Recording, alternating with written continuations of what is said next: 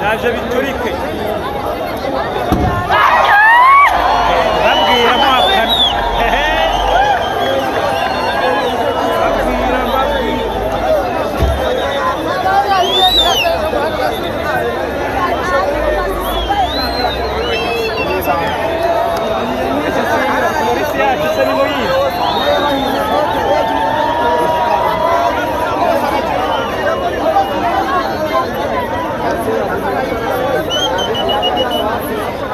moto yaje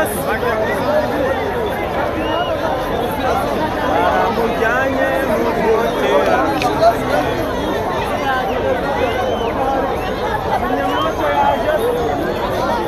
zimya moto kana no kukazimya amasogona n'uwo muri kwa kugera mu kirere ariko umuganda utacu kugenda oya abihorere bihorere nawe bagucunga ubivuze ukamujya ku ruhande reka ndekere